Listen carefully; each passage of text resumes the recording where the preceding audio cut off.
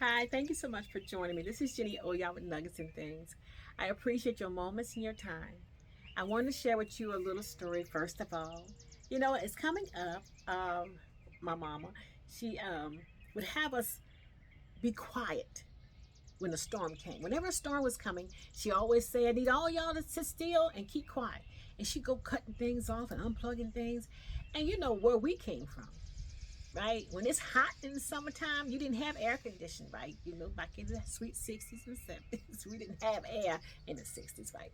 So here we was, we got these fans blowing, it's already hot, but we didn't know heat like we know it now. But anyway, we're like, keep quiet. Right? She's unplugged. God is doing what? He's doing his work. And I'm saying to myself, dang, God can't work around us. This is me, right? I'm thinking as a young girl, I don't understand. How come God needs us to keep quiet so he can go to work? Dang. He got the whole world in his hand. That's the song we were singing in school. He got the whole world in his hand. And yet, this little house over here can stop him from doing his work. So, so then it always resonated with me that I knew when I got grown, I had my own place, we wasn't keeping quiet. I'm gonna talk, my TV gonna run. I said that right there, you know, and it sent a fear to some of my family members, some of my siblings, right? They was afraid of storms because what they were taught is that keep quiet, keep still, God's doing work, so you're moving around, so they had a fear. So I had some of my siblings when the storm came, they still wanted to keep quiet and they still wanted to hover in because now the fear had hit them. But I was never afraid of a storm. They didn't bother me to that capacity. I was My mind was always thinking, why we need to keep quiet for God to do his work. How big is God? Without even realizing, you know, in a sense, my mother, painted a picture of God was unable to do his work because we were making noise. So how big is he again? Think about that, right? And I was like, So I said, well, God gonna have to be trouble today because I'm getting ready to do some stuff while he's storming. Right? And that's what I would do. I had my music playing, my kids, whatever. My oldest child, he ran to me one day. He heard the thunder, boom, boom, boom, boom, and he come running, his eyes all big. He's crying, come running down the hall. I'm not about two. He's crying and running in the hall, and I mean his mouth was wide open. He was afraid, and I grabbed him. I said, "What's wrong with you?" And it was a noise, right? I said, there ain't nothing wrong. I said, it's nothing wrong. It's just God. It's just working. Listen, right? And so I made him embrace the sound, not be afraid of the sound, you know? Because sometimes, we're afraid of things that we should be embracing. We're afraid to learn things that we should be embracing because it's against what we have been taught, right? Things that we have been taught. And I'm telling you, I've been taught by some great people. You're talking to a woman now that has been taught well by some great people. I've been all over great teachers. But some of my great teachers, I found out, taught me the best they knew how. But their best wasn't always correct. And that's no fault of theirs. What they taught me was to help me. Because people give you steps. This is a step to get you to the next place. They're not there to take you all the way on your journey. Just a step. So you're meeting people in your life who helping you to take steps. Some people help you, to walk paths. Ain't that amazing? You can walk with somebody for a long time. You're walking paths with them. Oh gosh. I think of all the people that I have met that have been in my life for a long time, long periods. But at some period, it still ends. The journey ends with them. That doesn't mean I no longer, care about the people or I no longer know who they are. It just means that period of my life, they're no longer were there in that part of my life because their assignment was over or mine was over. You are assigned to different people and they're assigned to you. They come into your life as an assignment. You come into their life as an assignment. But an assignment very seldom is everlasting. It's an assignment, you know? And once it's over, it's over. Sometimes we question when somebody leaves us, walks out of our life. You ever had somebody that stopped talking to you? You don't understand what, I don't know what happened. I don't know why they stopped talking to me. Well, it wasn't anything they did or you. The assignment was over. Accept that. Accept that.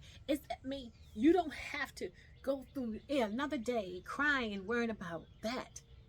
Because when that assignment ends, another one begins. When that person goes, another one comes in. It's always a door. Because like there is an entrance into your life, there's also an exit. People come into your life, and sometimes they must go out of your life. Some come into it and they stay. Some come into it and they just have a seat. They dare to just have a seat, to observe, to listen, to give you, a tip, an idea, a thought, a direction, or to receive that from you. People have come into my life for healing, to heal or to be healed. Ain't it amazing? People have come into my life to give or to receive. That's still amazing. But when they come, you cherish those moments, those seconds, those days, those weeks, those hours, because you don't know when they're going to leave. But they were assigned to your life. I always laugh about people who have been assigned to me, on a spiritual level now. Because I knew God had his hands full with me. One day my son told me one day, he was young. He said, I'm gonna tell grandma on you. I said, call her, tell her, and just see how much pull your grandma got and what I just said. I said, you best be calling on God. I said, he's the only one who's capable of changing anything. And he too has a problem with me of being obedient. I said, now if God has a problem trying to get me to do what he's telling me to do, your grandma ain't got no hope, honey. and he remembered that. He never said it again. And that was his truth. It was a truth. Because, if you are honest with yourself, just think about how many times you have disobeyed God. You have disobeyed your instructions. You have disobeyed what you know you should be doing. Where you're supposed to be at. Who you're supposed to be with. You disobeyed that and did something you wanted to do. So don't look at me like I'm the only one that's a rebel. Because this is it. Right? But what I'm learning is this. People who have been assigned to your life, they're assigned for different reasons. And when I go through what I go through, I be asking, hey, I don't know who you had assigned to me, but they dropped the ball. Because they was not doing their job. If they was, this would not have happened. This should not have happened, and I should not have gone through this. Somebody slept on the assignment. I look at it all the time. In our life, we have several things that's going on in our life all the time. And when it's going on in our life, we need to know that we're covered. That somebody bigger than us is looking after us. Is making sure we're gonna be okay. And I look at this all the time as our guides, right? Our guides, always there. I go into people's life, and sometimes they say, oh, you're just an angel sent to me, and to them, right? I came at that time, but they needed somebody. They needed somebody at that time. It does not mean I'm going to be there forever. It does not mean that that I'm supposed to stay. I am there for that moment, and vice versa. When I was at a hard time, people came into my life. They were assigned to me. They were assigned to come into my life and do what they did. But when their time was up, when their mission was completed, when the purpose was fulfilled, they had to move on. They were not supposed to be there. another day, another second, no matter what they feel, no matter what they thought. Their assignment was complete. You have to understand that you have been assigned to people, and people have been assigned to you to do a work, to do a job, to do a thing. You know, people come into my life. I meet people at the right time for the right things and the right reasons, right? I needed somebody to help me do this. Guess what? I run to somebody that day. You know, I was looking for that. That person was assigned to me, right? I was in my bathroom one time. Let me think of maybe 1993. 1993. I was in my bathroom in pain. I was in excruciating pain. This pain was with me every day, and I was just balled over in this pain. My daughter, her friend, my daughter's friend, mother, her friend went and got her mother. Her mother came to my house. I never met the woman a day in my life. She came to my house and she looked at me, and I'm bent over in the bathroom. I'm in so much pain. I am hurting. I'm in tears. I'm crying. I'm hurting so bad. And she said, you know, do you believe God can heal you? I never forget it. And I said, yes. She said, do you believe he can heal you? I said, yes. And she laid her hands on me and she began to pray. I'm in tears. I'm hurting. When she stopped praying, my pain went away. I never got that pain again. She was assigned to me. We stayed in contact for over close to 30 years, right? She was assigned at that very moment, that very second of my life. And I needed her because I was in pain that I could not get rid of. People come into your life because something's about to happen and they need to be in place. So when this happens, that you're there to help them get through it. That's the reason, you know? I meet people and don't know why they're there. And then something happens and I'm like, oh man. And guess what? That person who I just met carried me. I met this guy. I call him King. I met this guy um, through my Facebook. And, you know, just with platonic relationship, just talking about, you know, educating spiritual, you know, beings, right? Just talking. Never met him in person. And we would talk about the different things that was going on in our world and our environment and talk about the climate that's happening. And then my mother passed.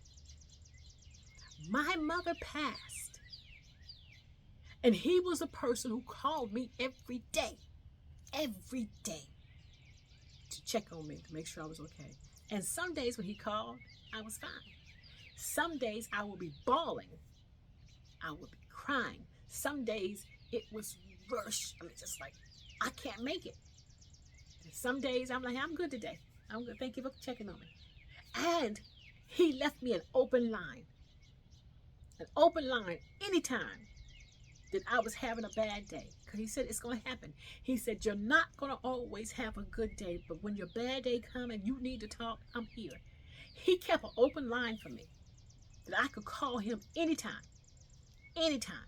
If it was 2 o'clock in the morning, I could call him and say, I just need to talk.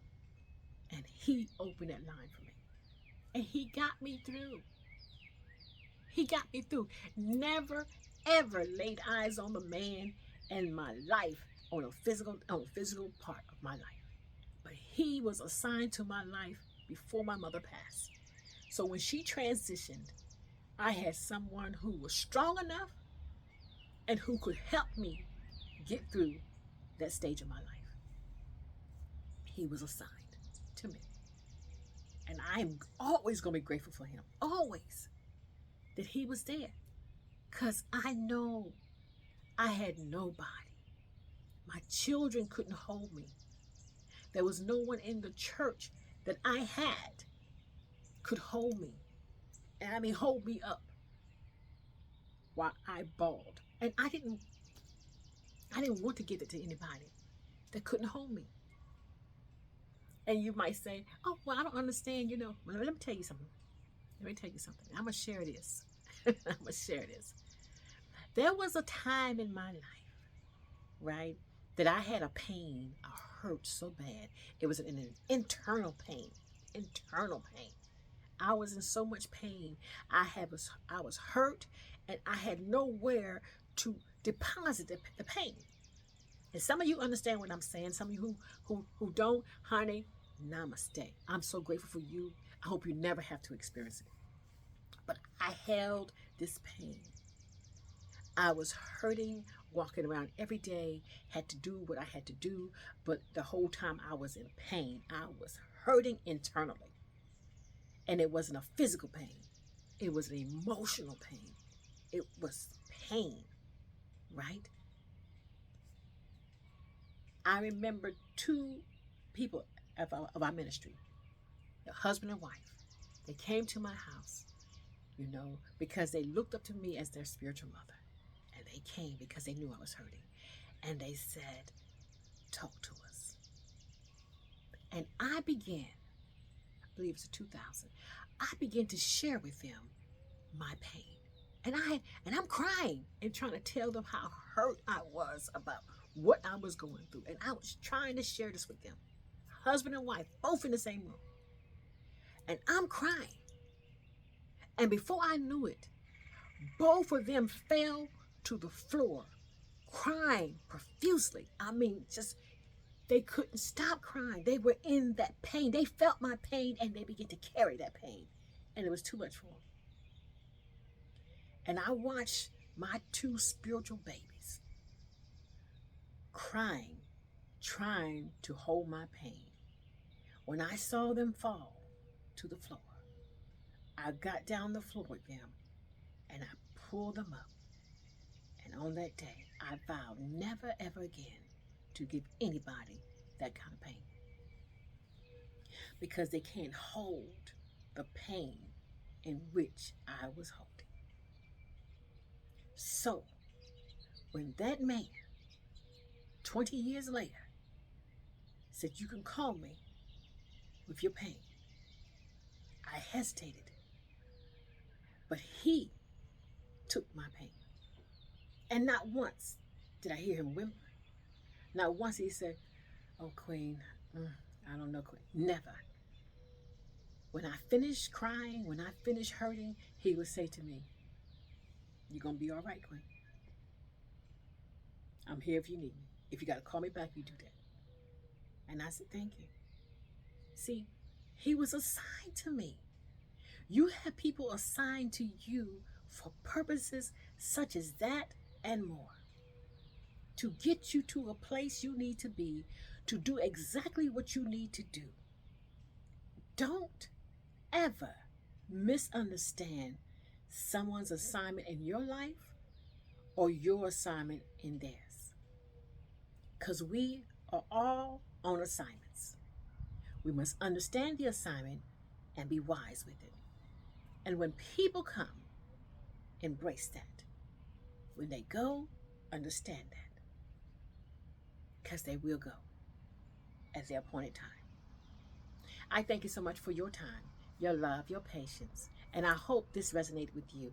Behind me, you will see my two books that I have on Amazon. I think it's Books A Million, and I can't think of the other place. But anyway, they're out here. These are my two books, Nuggets from a Queen, and, Sweet Nuggets from a Queen. So these two books that I have are, again, you'll see them. They will be Queen Oya, that's my name. I don't know if I can pull this up and make it happen for you or not without knocking over. Can I do this? Yeah. Okay, these are my two books. This one right here is Sweet Nuggets from Heaven. Sweet Nuggets from Heaven. And this, again, you can see Queen Oya. This is for those that, it's a daily devotion. Okay, it's a daily devotion that would help you, day by day. And this right here is telling you a little bit in the back. You'll see my little bit introductory of who I am. Those who may be interested. This book, again, is on Amazon. Feel free, to grab a hold of this book. Okay, this right here, this book here was a book that I had did probably 2014. Long story short, I'll tell you about it another time. But anyway, so this is a smaller book than this one. But this book here, I create in order to close a contract that I had with the publisher. The publisher was Anyway, so in order to do that, I had to make another book, and I made this small book here. But it's to your liking. It is more of a biblical sense. You know, you have Bible verses that go to each day, and it'll help guide you. You know, and each day that we have a nugget. That's why I call them nuggets. A nugget is just a little bit, a tidbit to help you to be able to see something, hear something, understand something even better. And this book here is called Nuggets from a Queen. This is more so on a spiritual level, right? And, you know, trying to get those, you know, trying to go to a more of an awakening stage. And it's also a devotional on a daily basis. I think it's 366 days inside of this one. But either book, check them out on Amazon. I get too many people telling me, you need to talk about your books, talk about your books. So today I'm going to talk about my books. And I don't talk about my books because I just don't feel like it should be about me. I want it to be about you. But I want you to know that I am an author, and I do have to work on my third book now. It'll be, it's about the warrior, who I am. And I'm working on that, hopefully have it done before the end of the summer. It should have been done. But I've had so many other things, you know, coming into my life. But I hope today you have understood just a little bit of, you know, understanding your path, people who come into your path and why they're there.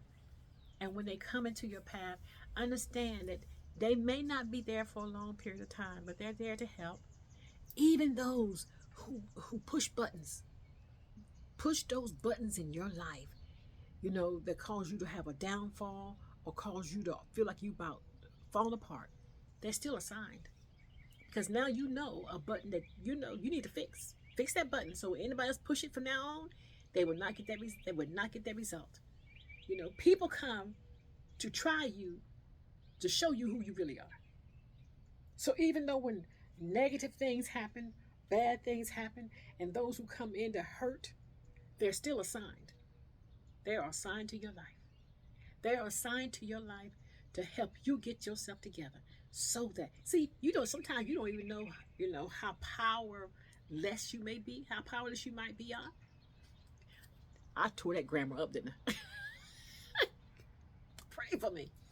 Sometimes you don't know how powerless you are until somebody tries you in that area.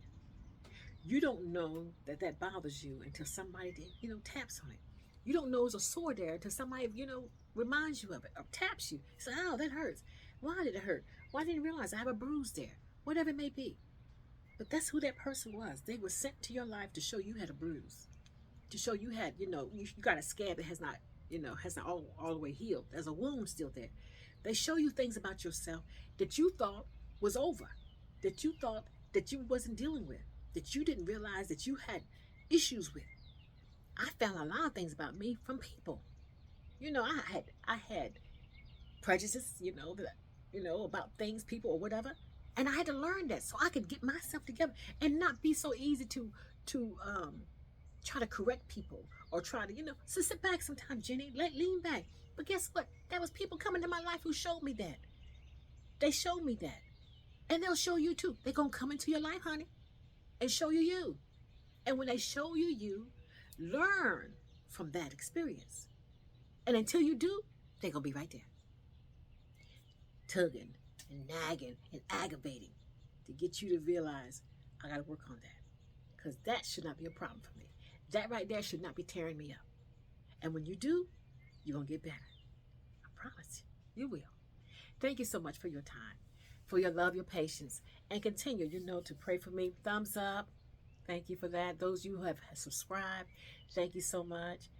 I send you my love. Let your lights forever shine, and you be awesome. Be great. And remember, you are assigned to somebody's, and somebody's are assigned to you. Remember that and appreciate that, and then you be a great steward of those you've been assigned to. I love you. You have an awesome day. Thank you so much. Blessings.